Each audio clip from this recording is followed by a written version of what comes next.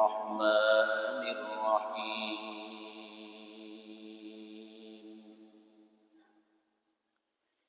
يا أيها الذين آمنوا كتب عليكم الصيام كما كتب على الذين من قبلكم لعلكم تتقون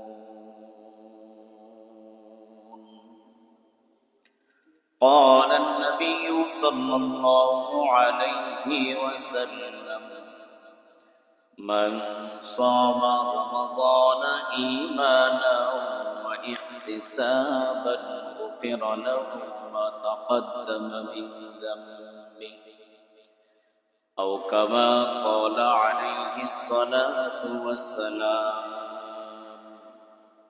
سبحانك لا علم لنا إلا ما علمتنا إنك أنت العليم الحكيم رب اشرح لي صدري ويسر لي أمري واحلل عقدة من لساني يفقهوا قولي ربي زدني علما ربي زدني علما ربي زدني علما ربي يسر ولا تعسر وتمم علينا بالخير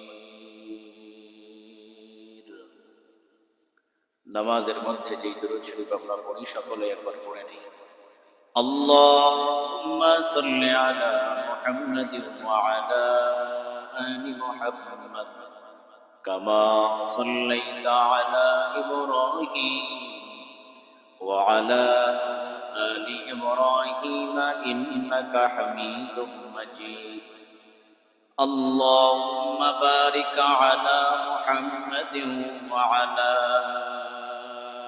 آل محمد كما باركت على إبراهيم وعلى آل إبراهيم إنك حميد مجيد আলহামদুলিল্লাহ আল্লাহ পাকের দরবারে লাখো কোটি শুকরিয়া যে আল্লাহ পাক রব্বুল আলামিন আমাদের সকলকে দুনিয়াবি সকল প্রকার ঝামেলা থেকে আল্লাহ তাআলা আমাদেরকে ফারিগ করে হেফাজত করে মুক্ত করে দুনিয়ার পচা গন্ধা জায়গা থেকে আল্লাহ তাআলা আমাদেরকে ওই নাপাক পচা দুর্গন্ধময় স্থান থেকে আল্লাহ তাআলা আমাদেরকে যাচাই বাছাই করে তার কুদরতি হাতের মাধ্যমে আমাদেরকে বাছাই করে করে করে করে আল্লাহ তাআলা দুনিয়ার ভিতরে সর্বশ্রেষ্ঠ জায়গা সর্বোত্তম জায়গা আল্লাহ পাক রব্বুল আলামিন আমাদেরকে উত্তম দিন গুরুত্বপূর্ণ একটা দিন মুমিনের গুনাহ মাফের দিন মুমিনের জন্য সাপ্তাহিক ঈদের দিন জুমার দিন আল্লাহ তাআলা আমাদেরকে মসজিদে আসার বসার তৌফিক দান করেছেন এজন্য দিল থেকে সকলে শুকরিয়া আদায় করি বলি আলহামদুলিল্লাহ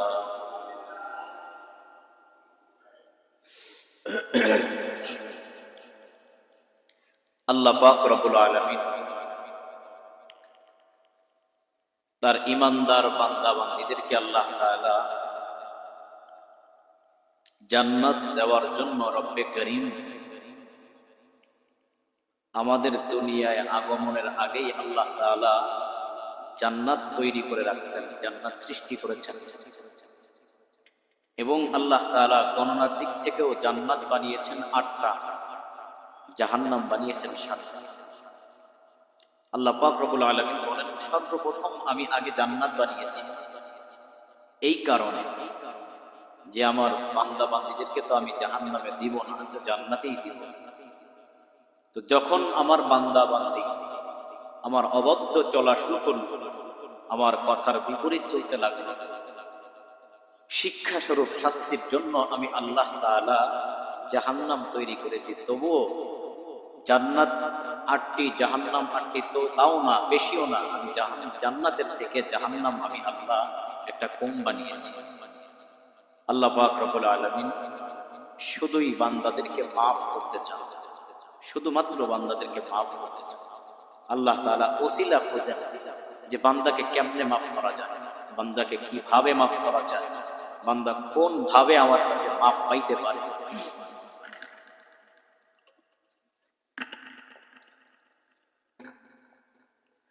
দুনিয়ার বিচার, দুনিয়ার কোন সালিশের বৈঠকে মানুষ মাপের কোনো ওসিলা খোঁজে না, মাপের কোনো পদ্ধতি খুঁজে না যে আমি কিভাবে মাফ করব, কিভাবে তাকে আটকানো যায়, তাকে ফাঁসানো যায়। তবে একমাত্র শুধুমাত্র কেবলমাত্র আসমানের মালিক, জমিনের মালিক, পুরা জগতের মালিক, আমার আপনার সব থেকে বড় মহাব্বতের মনিব একমাত্র আল্লাহ পাক রব্বুল আলামিন আমাদেরকে মাফ করার জন্য কিয়ামতের ময়দানে পদ্ধতি খুঁজবেন, ওসিলা খুঁজবেন, সিস্টেম তালাশ করবেন কিভাবে বান্দাকে মাফ করা যায়। আর দুনিয়ার মধ্যেও আল্লাহ তাআলা বিভিন্ন পদ্ধতি আল্লাহ তাআলা করে রাখছেন, বিভিন্ন সিস্টেম করে রাখছেন, বিভিন্ন সময়কে আল্লাহ তাআলা দামি করে দিয়েছেন যে এই সময় আমার বান্দা হাত তুললেই আমি মাফ করে দিব, এ সময় আমার বান্দি হাত তুললেই আমি মাফ করে দিব, এ সময় যদি আব্দুর রহিম হাত তোলে আমি মাফ করে দিব, এ সময় যদি আব্দুর রহিমের স্ত্রী আমার কাছে গুনাহ মাফের জন্য দোয়া করে আমি তাও মাফ করে দিব, এ সময় যদি আব্দুর রহিমের সন্তান আমার কাছে মাফ চায় তাও মাফ করে দিব, ধনী যদি মাফ চায় মাফ করে দিব, গরিব যদি মাফ চায় মাফ করে দিব, শিক্ষিত অশিক্ষিত যেই আমার কাছে ক্ষমা চাবে আমি আল্লাহ তাআলা আমার বান্দা বান্দীকে মাফ করে দেওয়ার জন্য সর্বক্ষণ আমি আল্লাহ প্রস্তুত থাকি, বলে সুবহানাল্লাহ। এর মধ্য দিয়ে আল্লাহ তাআলা সব থেকে গুরুত্বপূর্ণ সর্বশ্রেষ্ঠ একটা মাস আল্লাহ তাআলা আমাদের জন্য রাখছেন, যেই মাসে বান্দা হাত তুললেই মাফ করে দিবেন তিনি কে? মহাব্বতে বলেন কে? আর সেই মাসটার নাম রমাজান। আল্লাহ পাক রব্বুল আলামিন রমাজান মাসে আমাদেরকে মাফ করে দিবেন। তবে ব্যর্থতা হলো আমরা মাফ চাইতে পারি না, আমরা ব্যর্থ, আমাদের ব্যর্থতা, আমাদের অক্ষমতা, আমাদের যোগ্যতাহীনের পরিচয়। তবে কিছু কিছু বান্দা আছে রমাজান মাস যখন পার হয়ে যায়, পার হওয়ার সাথে সাথেই তাদের আমলনামার দিকে তাকাইলে মনে হয় যে এই বাচ্চা, এই ব্যক্তিটা মনে হয় দুনিয়ায় কেবল আমল করছে। আবারও বলি, কিছু কিছু মানুষ, কিছু কিছু বান্দা, কিছু কিছু আল্লাহর খাঁটি বান্দা, হতে পারে টাকাওয়ালা, হতে পারে গরিব, হতে পারে ধনী, হতে পারে শিক্ষিত অশিক্ষিত, চাকুরিজীবী কর্মজীবী, যাই বলেন না কেন, রমাজান মাস শেষ হবে তার আমলনামায় গুনাহ থাকবে না।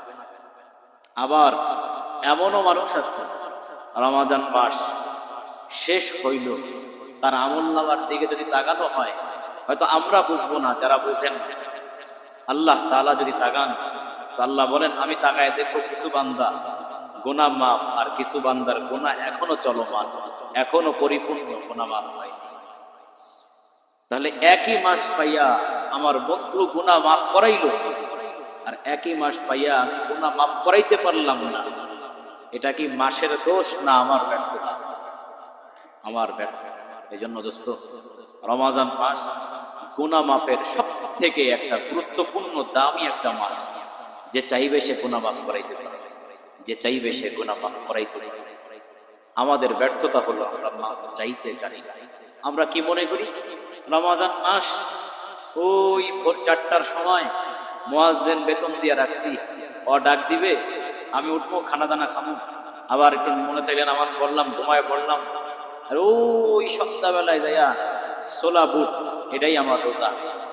বাস্তবিক এটা রোজা না, এটি কয় উপবাস, না খাইয়া না খাও।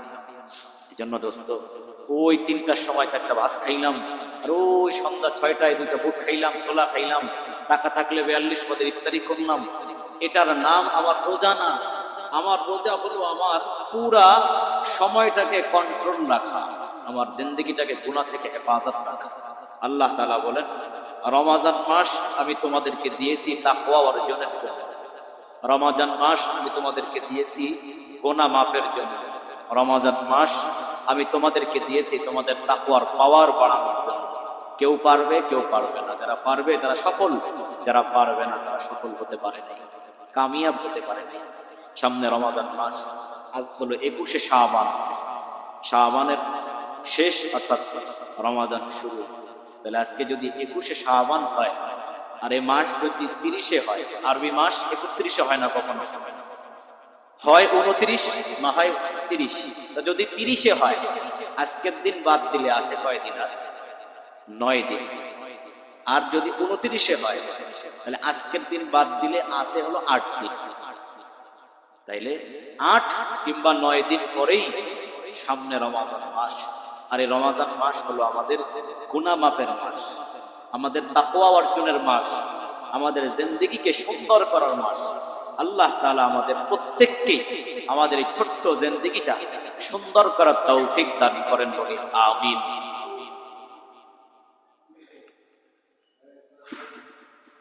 আল্লাহ পাকের হাবিব সাল্লাল্লাহু আলাইহি ওয়াসাল্লাম রমাজান মাস পাওয়ার জন্য, রমাজান মাসে পৌঁছানোর জন্য দোয়া শিখিয়েছেন।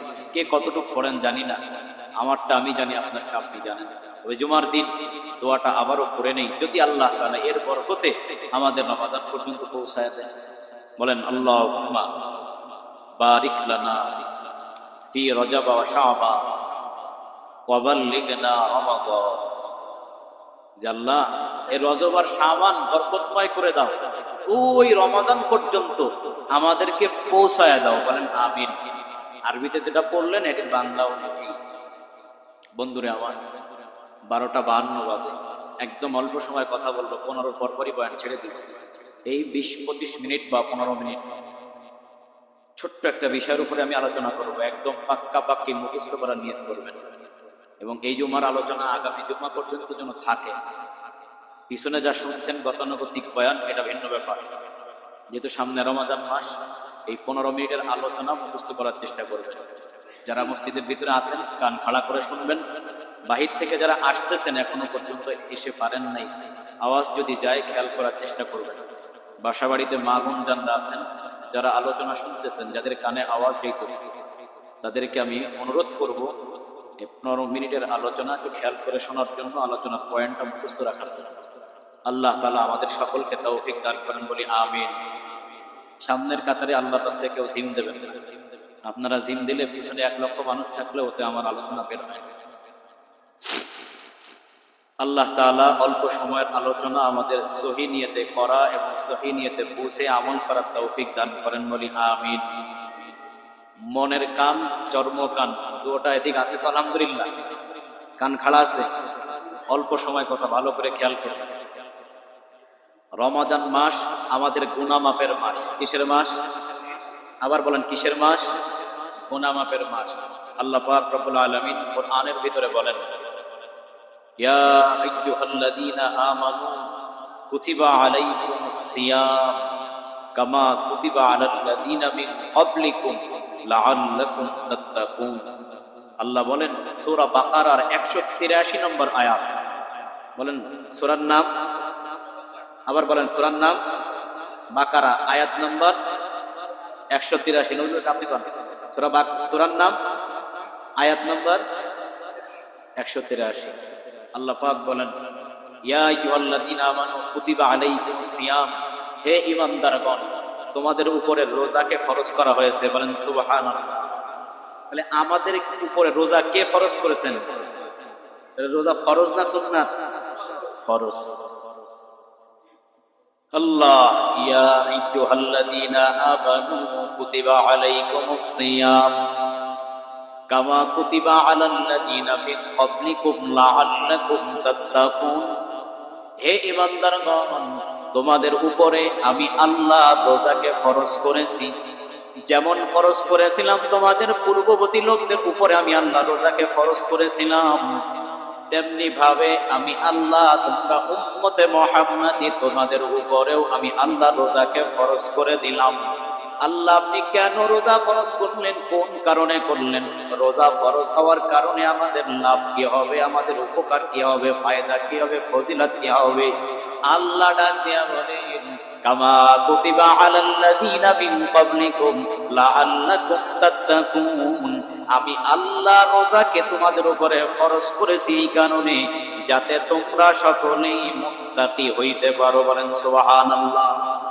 মুত্তাকি মানে তাকওয়াবান, তাকওয়াবান হতে পারো, তাকওয়াওয়ালা হতে পারো, মুত্তাকি হতে পারো। মুত্তাকি কাকে বলা হয়? যার অন্তরের মধ্যে আল্লাহ পাকের ভয় থাকে, যার অন্তরের মধ্যে আল্লাহর মহব্বত থাকে। মুত্তাকির আরো কয়েকটা গুণ আছে, আল্লাহ সূরা বাকারা শুরুতে আলোচনা করে দিয়েছেন, আলোচনা আলাদা সাবজেক্ট। বন্ধুরা আমার, তার বাংলা বুঝালো, মুত্তাকি ওই ব্যক্তিকেই বলা হয় যার অন্তরের মধ্যে আল্লাহর ভয় আর আল্লাহর মহব্বত থাকে, ওই ব্যক্তিকেই মুত্তাকি বলা হয়। আল্লাহর ভয় যদি থাকে বান্দা নামাজ ছাড়ে না, আল্লাহর ভয় যদি থাকে বান্দা রোজা ছাড়ে না, আল্লাহর ভয় যদি থাকে বান্দা গুনাহ করে না, আল্লাহর ভয় যদি থাকে বান্দা গুনাহ করলেও তওবা করে মাফ করে নেয়, আল্লাহর ভয় যদি থাকে বান্দা কোনো গুনাহ ধরতে পারে না। এজন্য আল্লাহ বলেন 11টা মাস দিলাম সাধারণ মাস, খাবি দাবি করবি ফিরবি সব করবি, আর রমাদান মাস আমি এমন একটা মাস দিলাম, এই মাসে বান্দা তুই তাকওয়া অর্জন করবি, তাকওয়া অর্জন করবি। তোর তেলের ভিতরে একটা মেশিন আমি আল্লাহ তৈরি করে দিলাম, 11 মাস এই মেশিনটা বন্ধ থাকে, এই মেশিন তুই চালাইতে পারো না, এই মেশিন চলতেও পারে না। তবে এই 11টা মাস পরে আমি আল্লাহ এমন একটা মাস দিলাম, এই মাসে বান্দা একটু মেশিনটা চালাও, মেশিনটা চালাও। এই মেশিনের পাওয়ারের কারণে বান্দা 1 মাস চলে যাওয়ার পরেও তুমি আগামী 11টা মাস জন্য এই নিয়মতান্ত্রিক ভাবে চলতে পারো। এই জন্যই আমি আপনার রমজান মাস তোমাকে দান করলাম। বলেন সুবহানাল্লাহ। রমজান মাস তাকওয়া অর্জনের মাস। কি অর্জনের মাস? এর বাংলা হলো ভয়, ভয় অর্জনের মাস। কার ভয়? কার ভয়? এবার প্রশ্ন, আল্লাহ ভয়ঙ্কর না দয়ালু? দয়ালু। তাহলে আল্লাহর ভয় কেন অন্তরের মধ্যে রাখবো? আল্লাহর ভয় না, আল্লাহর আযাবের ভয়। বলেন কিসের ভয়? ধরেন আমরা জয় ভাই, লোকটারে কেটা ভয় পাবে? কেউ ভয় পাবে? তো তার সামনে কেন মানুষ অপরাধ করে না? ব্যাখ্যা হলো, উনি ভয়ঙ্কর না, তবে ওনার থানার যে আইন কানুন যেগুলো আছে, যে শাস্তিগুলো অন্যায়কারীর জন্য বাজেট করা, এটা ভয়ঙ্কর। কথা কয় না? তা পুলিশ ভয়ঙ্কর না, পুলিশের শাস্তি ভয়ঙ্কর? তাই আল্লাহ ভয়ঙ্কর না, আল্লাহর আযাব ভয়ঙ্কর? তাইলে বান্দা আল্লাহকে ভয় কর, আল্লাহকে ভয় কর, আল্লাহকে ভয় কর। মানুষও বলে পুলিশের ভয়, পুলিশের ভয়, ডাকাতি করবি না, ছিনতাই করবি না, ধর্ষণ, ইফটিজিং, লুটপাট, খুন খারাপি, রাহাজানি করবি না।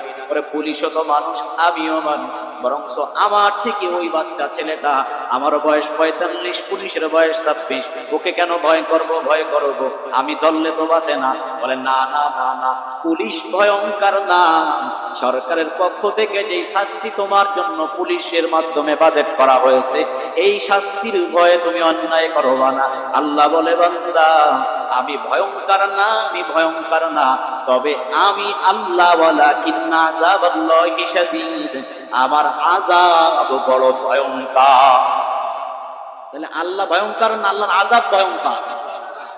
তাইলে আল্লাহকে ভয় করো, আল্লাহকে ভয় করো, আল্লাহকে ভয় করো। এর ব্যাখ্যা হইল আল্লাহর আযাবকে ভয় করো। আল্লাহর আযাব বড় ভয়ঙ্কর। আল্লাহর আযাব সহ্য করার মতো ক্ষমতা পৃথিবীর কোনো মানুষের নাই। কিয়ামতের ময়দানে শাস্তি শুরু হয় নাই, শাস্তি এখনো বাজেট হয় নাই, হিসাব নিকাশও হয় নাই। শুধুমাত্র কিয়ামতের ময়দান কায়েম হওয়ার সাথে সাথে বান্দা বান্দীদের অবস্থা এমন হবে, যাদেরকে আল্লাহ আরশের নিচে ছায়া দান করবেন।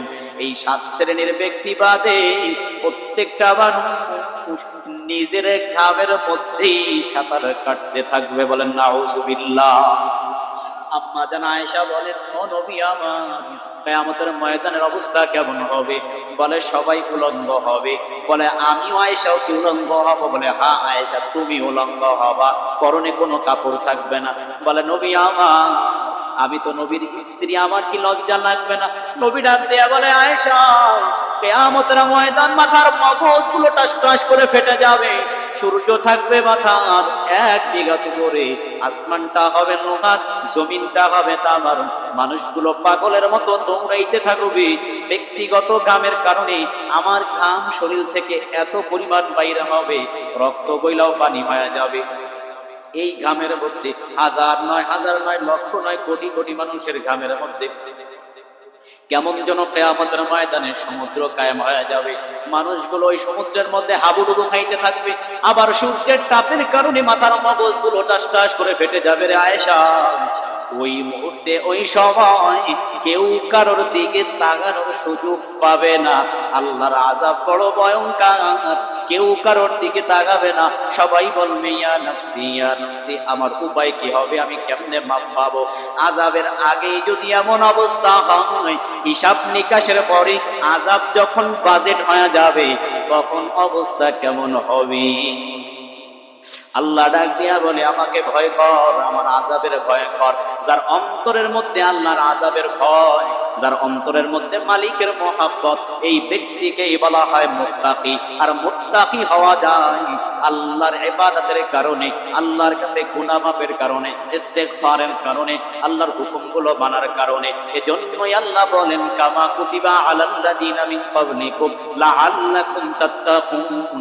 তোকে রমজান ফরজ করে দিলাম, রমজানের রোজাগুলো ফরজ করলাম পূর্ববর্তীদের ন্যায়, এই কারণে যাতে বান্দা তুমি মুত্তাকি হইতে পারো। বলেন সুবহানাল্লাহ। তাইলে মুত্তাকি হইতে রাজি আছি তো ইনশাআল্লাহ? জোরে বলেন মুত্তাকি হইতে রাজি আছি তো ইনশাআল্লাহ?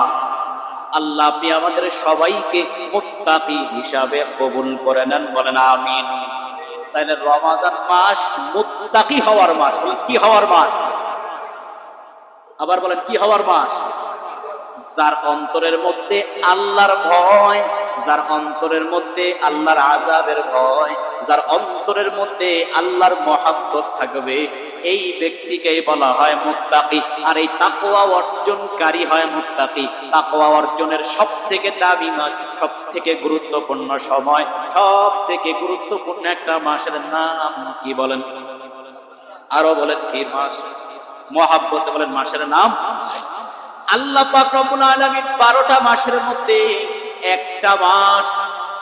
একটা মাসের নাম ডাইরেক্ট কোরআনের ভিতরে আল্লাহ তাআলা একটা মাসের নাম তার কুদরতি জবানে উচ্চারণ করেছেন, বলেন সুবহানাল্লাহ।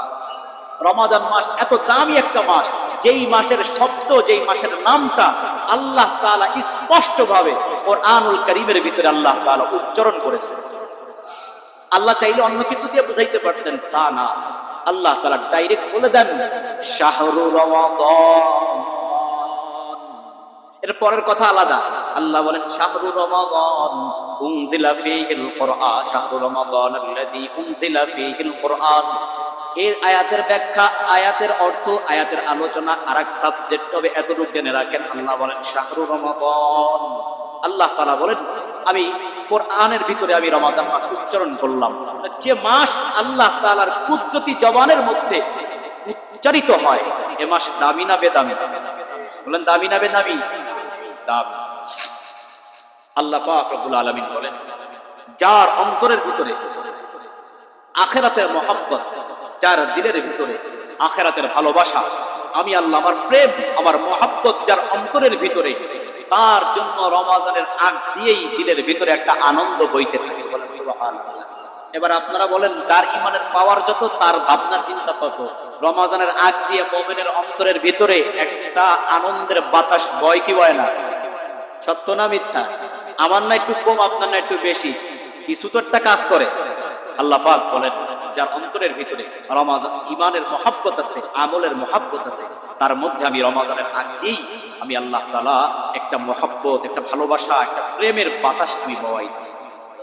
একবারে একটা সুন্দর একটা খারাপ বাংলা দিয়ে বলছেন যারা প্রেম করে, রিলেশন করে, বলে না হুজুর আমাদের 5 বছরের রিলেশন, আমাদের 2 বছরের রিলেশন, এই রিলেশন যারা করে 14ই ফেব্রুয়ারি আসার আগ দিয়েই কিন্তু ওদের ভিতরে একটা কাজ। কথা ঠিক না বেটি? আপনারা বোঝেন আর না বোঝেন যেটা কই, এটা সত্য, একটু হা না কই। আল্লাহ তাআলা বলেন ওই 14ই ফেব্রুয়ারির আগে যদি তোমাকে এত ভিতরে একটা পাওয়ার কাজ করে, আমি আল্লাহ আমার প্রেম আর আমার ভালোবাসা এতই নগণ্য হয়ে গেল তোদের দিলের ভিতরে যে রমাদানের আগে তোদের অন্তরের ভিতরে কোনো কিছু কাজ করে না। আল্লাহ বলে যাদের ভিতরে আমার প্রেম, আমার ভালোবাসা নাই, তাদের কথা বাদ। যারা আমার সাথে প্রেম করে, আমার সাথে ভালোবাসা করে, আমার আশিক যারা, আমার মাশুক যারা, আমি আল্লাহ তাআলা তাদের অন্তরের ভিতরে একটা মজা ঢোকায় দিই রমাদানের আগে। যার ইমানের পাওয়ার যত তার ভিতরে মজা পাওয়া যায়। আল্লাহ তাআলা আমাদের রমাজানকে গুরুত্ব দেওয়ার তৌফিক দান করেন, বলি আমিন। ভালো করে খেয়াল করেন, তাহলে রমাজান মাস মুত্তাকি হওয়ার মাস। কি হওয়ার মাস? আল্লাহ বললেন কোরআনে, কোন জায়গায়, কোন সূরা? জোরে বলেন কোন সূরা? আয়াত নাম্বার 183। বন্ধুরে আমার, আল্লাহ পাক ডাক দিয়া বলেন রমাজান মাস নাজিল করলাম মুত্তাকি হওয়ার মাস, তাকওয়া অর্জনের মাস। তোমার ভিতরে একটা মেশিন আছে যার নাম তাকওয়া। এই তাকওয়ার মেশিন যদি তুমি চালায় দাও, তোমার রমাজান মাসে তোমার ভিতরে এমন একটা জিনিস অর্জন হবে, এমন একটা পাওয়ার অর্জন হবে। ওই দেখবেন কি একটা লাইট যেন আছে, যেই লাইট 2 ঘন্টা চলার পরে আরো 3 ঘন্টার চার্জ সংরক্ষণ করার যোগ্যতা অর্জন করে, আছে না নাই? এই যে রাস্তাঘাটে আছে না এলইডি না কি কয়, এই যে 50% ডিসকাউন্ট, আরো কি কি কয়, তা আমি কই 50% ডিসকাউন্ট আর 90% বাস থাকে। ও 3 দিন জ্বালানো করে 4 দিনের মধ্যে খুলে পড়ে লোকাল বাসের গিলাসের। তো এই যে দেখবেন লাইট বিক্রি করে যে 2-3 ঘন্টা চার্জ সংরক্ষণ করার যোগ্যতা রাখে, আছে তো লাইট। ও ব্যানের থেকে কিনলে 3 দিন যায়, দোকান থেকে কিনলে ওয়ারেন্টি গ্যারান্টি পাওয়া যায়। আল্লাহ বলেন রমাজান মাস দিলাম তোকে এই এলইডি বাল্বের মতো। তার মানে তুই রমাজান 1 মাসে এমন চার্জ অর্জন করবি, এমন যোগ্যতা অর্জন করবি, এর চার্জ দিয়া বাকি 11টা মাস যেন সুন্দরভাবে চলতে পারিস। এজন্যই রমাজান দিলাম, বলেন সুবহানাল্লাহ। এবার আসেন ছোট্ট একটা পয়েন্ট বুঝে নেন। রমাজান এর ভিতরে মানুষের তাকওয়া অর্জন হয়, এতে কোনো সন্দেহ নাই। প্রমাণ ধরেন 15 তলা বিল্ডিং, 15 তলা বিল্ডিং এর ওই সর্বশেষ তলার ভিতরে একটা রুম, কোন লোক নাই ওই বিল্ডিং এর ভিতরে। ওই 15 তলার একটা রুমের ভিতরে দরজা জানলা আটকাইয়া দুপুর বেলায় একটা রোজাদারের পানি তৃষ্ণা লাগছে, ওই সময় যদি তাকে পানি দেওয়া হয়, কেউ জানে না ওই ট্যাপ থেকে ফিল্টার থেকে 1 গ্লাস পানি যদি কেউ খায়, ওই বান্দার খাওয়াটা আল্লাহ বাদে পৃথিবীর কোন মানুষ কি দেখবে? বলেন কেউ দেখবে? তাহলে ওই বান্দা ওই সময় পানি কেন পান করলো না? আল্লাহর ভয়। তার ভয় যে এখন খাইলে আল্লাহ দেখবে, খাওয়া যাবে না। তাইলে এই বান্দার অন্তরের ভিতরে আল্লাহর ভয় অর্জন হইল কিনা? রমাজানের আগ দিয়া আল্লাহ তাআলা, স্পষ্ট হাদিস রাসূল বলেন, রমাজানের আগ দিয়া আল্লাহ তাআলা শয়তান, দুষ্ট জিন, এদের ওয়াসওয়াসা যাতে না দিতে পারে, এজন্য আল্লাহ এদেরকে বাইন্ধা রাখে। এটা মুমিনের জন্য একটা ফজিলত, বোনাস। রমাজানের আগ দিয়ে আল্লাহ তাআলা দুষ্ট জিন, দুষ্ট শয়তান, ইবলিসের কার্যক্রমকে আল্লাহ তাআলা বাইন্ধা রাখে। কি করে রাখে? তাইলে ইবলিস যদি ধোঁকা না দিতে পারে, তাহলে বান্দা গুনাহ করতে পারবে। ধোঁকা দিতে পারলে বান্দা গুনাহ করতে পারবে। প্রশ্ন, হুজুর তাইলে রমাজান পাওয়ার পরেও যদি রোজা রাখে না, রমাজান পাওয়ার পরেও যদি নামাজ পড়ে না, রমাজান পাওয়ার পরেও সুদ যার বন্ধ নাই, রমাজান পাওয়ার পরেও ঘুষ যার বন্ধ নাই, রমাজান পাওয়ার পরেও যে বান্দা ঈদকে সুন্দর করার জন্য হারাম টাকা উপার্জন করে, নাচ গান বেহায়াপনা অশ্লীলতা বেপরদা, যে নারী গুনাহ ছাড়ে না, তাহলে শয়তান যে বাধা আছে, স্পষ্ট হাদিস, তাইলে এ বান্দা যে করে এ কাদ দোকায় করে। প্রশ্ন আছে না নাই? ভালো করে খেয়াল করেন। আমি বলছি আগে যে আলোচনা খেয়াল করবেন, 20-15 এর ভিতরে বয়ান ছেড়ে দেবা, বরিশাল যাব নামাজের পরে। ভালো করে খেয়াল করেন, ব্যাখ্যা নাই, খালি তরজমা গুলো খেয়াল করেন। আল্লাহ পাক বলেন, রাসূল জানায় দেন, রমাজানের আগ দিয়ে আমি আল্লাহ তাআলা শয়তানকে বাইদা রাখি। তার মানে প্রমাণ হইল শয়তান ধোঁকা দিতে পারে না। কথা ঠিক না বেঠিক? তাহলে শয়তান যদি ধোঁকা দিতে নাই পারে, তাহলে রমাজান পাওয়ার পরেও যেদি নামাজ পড়ে না, যদি রোজা রাখে না, যদি গুনাহ ছাড়ে না, যা যা করতো আরো বেশি বাড়াইয়া করে, এ কার ধোঁকায় করে? এ কার এ কার ধোঁকায় করে? প্রশ্ন আপনাদের কাছে আমি ছেড়ে দিলাম, উত্তর আছে? উত্তর আছে, আপনারা না জানলেও উত্তর আছে। তবে প্রশ্নটা যৌক্তিক কিনা? যে রমাজানের আগে আল্লাহ ধোঁকার শয়তানকে বাইন্ধা রাখছে, তবে রমাজান পাওয়ার পরেও যে গুনাহ করলো, এ কার ধোঁকায় করলো? প্রশ্ন আছে না নাই? উত্তর কোরআন হাদিসের খুব সূক্ষ্ম উত্তর আছে, এটা দিলে বুঝতে সমস্যা হবে। সাধারণ মানুষ সাধারণ বাংলা দিয়া বোঝেন। এই ফ্যান যদি এখন আধা ঘন্টা চালানো হয়, ফ্যান বোঝেন, এই পাখাটা যদি আধা ঘন্টা চালানো হয়, চালানোর আধা ঘন্টা চালার পরে যদি সুইচটা অফ করে দেওয়া হয়, সুইচটা যদি অফ করে দেওয়া হয়, ফ্যান কি জায়গায় ব্রেক করবে নাকি ফ্যানটা খানিকক্ষণ ঘুরবে? খানিকক্ষণ কি হবে? আবার বলেন, খানিকক্ষণ কি হবে? ঘুরবে। এবার আসেন, মোটরসাইকেল যখন চালানো হয়, মোটরসাইকেল একা চলে না কেউ চালায়?